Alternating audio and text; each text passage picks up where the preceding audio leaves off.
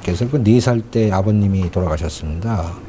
부친이 돌아가셔가지고 그 어려운 시기를 지내다가 어떻게 민영이과에 의탁을 하게 돼가지고 집안엔 대대로 유품이 전해지고 있다. 이게 호패고요. 근데 이게 명판입니다. 고영근은 2개의 호패와 같은 수의 명판을 남겼다. 그런데 눈에 띄는 것이 있다. 상어로 만든 호패 앞에다. 앞에엔 정해무과라는 글씨가 새겨져 있다. 전문가에게 감정을 의뢰했다. 역사에는 기록이 잘 안 나와가지고. 당상관 중에서도 이제 이품 이상이 되게 되면 이제 앞에라 해서 상하의 패를 쓰게 됩니다. 그래서 똑같게 상하패는 분명히 이제 이렇게 이름이 나오고 밑에 생년월일이 나오고 옆에 이제 문과나 무과에 붙어야 거기다가 이제 배수라니까 거기 이제 정해면 정해년에 무과에 붙었다는 게 나오고 뒤에 이제 이거 발행한 앞에를 발행한 이제 해와 그다음에 여기 직인이 찍힙니다. 종이품의 벼슬은 어떤 직책이었을까? 고종실록에 따르면 그는 기용상 좌도 병마절도사를 지냈고 5년 후엔 중추원 1등 의관에 임명됐다. 그에 대한 고종의 신뢰는 두터웠다. 1890년 외국 상인들의 양품 상점으로 시전 상인들이 피해를 입는 사건이 발생한다. 원성이 빗발치자 고종은 고영근에게 특령을 내려 시장을 폐쇄하게 한다. 하지만 고영근은 때론 왕의 뜻을 거스르고 독자적으로 행동했다. 그는 정부가 외교와 개혁 노선이 달라 대립하던 독립협의를 강제 해산하자 이를 다시 세우는 운동을 주도했다. 1899년 6월 중추원 의장을 비롯한 수구 대신들의 집에 연이어 폭탄이 투척된다. 정부는 범인 체포에 1,000원, 밀고에 500원의 상금을 건다.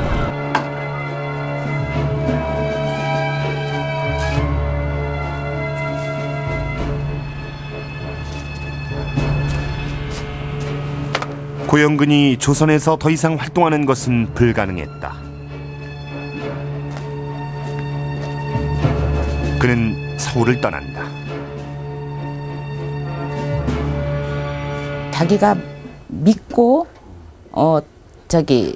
생각했던 것을 그대로 행동에 옮긴 그런 실천가였던 것 같아요. 그래서 다른 사람들은 그 시대에 어떻게 하면 자기가 오히려 지식인들은 그 뜻을 가지고 있다가도 나중에 변절하고 그랬는데 이 사람은 자기가 그 나라를 위하고 임금을 위하는 길이라고 생각한 건 때로는 고종이 왜 내 뜻에 반하느냐고 그래도 이것이 바로 임금을 위하는 길이라고 설득해 가면서까지 자기 뜻을 굽히지 않았던 그런 사람인 것 같아요. 고영근은 일본으로 갔다. 그 사이 본국의 재판부는 그에게 사형을 선고했다. 그의 일본행에 고종의 입김이 작용했던 것일까? 김옥균과 함께 민씨정권의 암살 대상이었던 박영효는 일본 신문과의 인터뷰에서 이와 관련한 발언을 한다.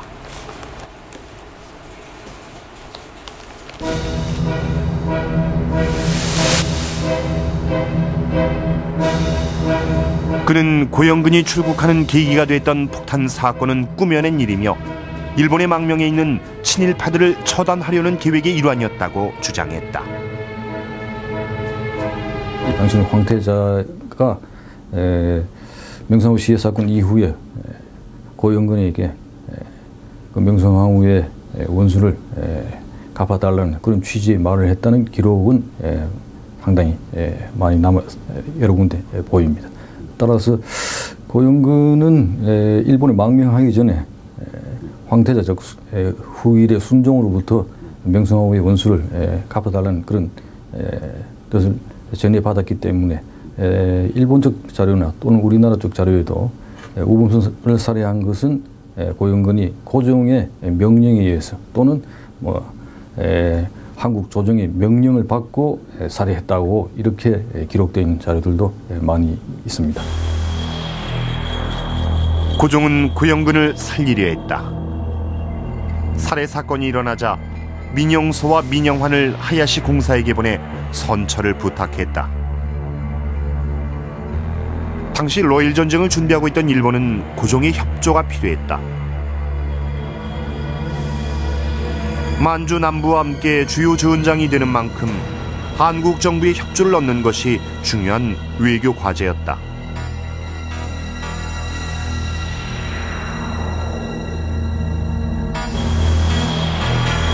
(1904년 3월) 서울을 방문한 이토 히로부미에게 고종은 직접 고영근의 선처를 당부한다. 러일 전쟁은 주로 조선과 만주 남부에서 전쟁이 상정이 되기 때문에 일본으로서는 고종의 비위를 맞출 필요성이 있었습니다. 그래서 고영근을 사형시키지 않는 고영근의 목숨을 살려주는 걸 외교 카드로 사용했습니다. 항소심에서 고영근은 무기징역으로 감형된다.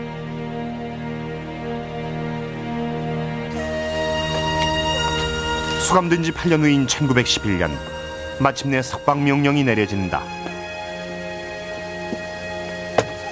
그것은 그를 끝까지 포기하지 않았던 고종의 의지였다. 고종이 아관 파천 후 우범선에 대한 참수령을 내렸다는 점, 그리고 친일파를 처단하기 위해 여러 번 자객을 보냈던 전력이 있다는 점으로 밀어볼 때 이 암살을 지시했을 가능성은 있습니다. 그러나 당사자인 고영근이 끝까지 독자적인 범행이었다고 주장을 했는데요. 평생 나라를 걱정하며 임금에게 충성하는 마음으로 살았던 고영근. 그는 이곳 홍릉에서 목숨을 건 마지막 투쟁을 벌입니다. 경기도 남양주시 금곡동에 위치한 홍릉. 고종과 명성 황후가 합장돼 있는 곳이다.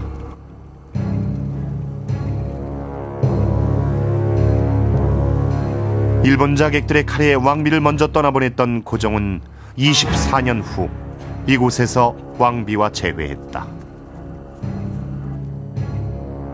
1922년 12월 11일 창덕궁 도남문 앞에서 한 노인이 엎드려 통곡하고 있었다. 소인을 벌하여 주시옵소서. 소인을 벌하여 주시옵소서. 그는 고영근, 홍릉의 능참봉이었다.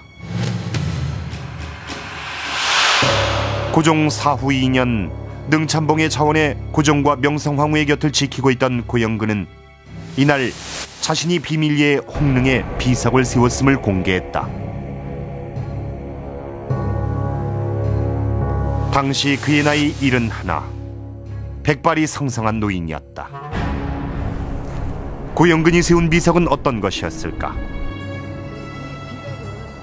홍릉의 능비를 모신 비각. 이 비각에 모셔진 비석은 홍릉이 청량리에 있을 때 만들어진 것으로 고영근이 바로 세우기 전엔 홍릉 한 구석에 미완의 상태로 방치돼 있었다. 도감에 의해서 만들어진 거였기 때문에 그 당시에는 고종황제께서 생전에 계셔서 고종황제에 대해서는 새겨져 있지 않았고, 그 당시에는 지금 보시면 태자가 새겨져 있는데 그 당시에는 태자를 새겨줄 수 없는 그런 시기였기 때문에 홍릉 글귀와 명성 황후까지만 새겨져 있었던 거죠. 대환과 동시에. 비석엔 대한, 홍릉, 명성, 황후란 8글자만 새겨져 있었고 그 사이는 공백이었다. 능비에 존호와 황제란 명칭을 쓰지 못하게 한 일본의 규제 때문이었다. 고영근은 극비리의 인물을 동원해 고종 태황제를 새기고 황후의 존호에도 태자를 넣었다.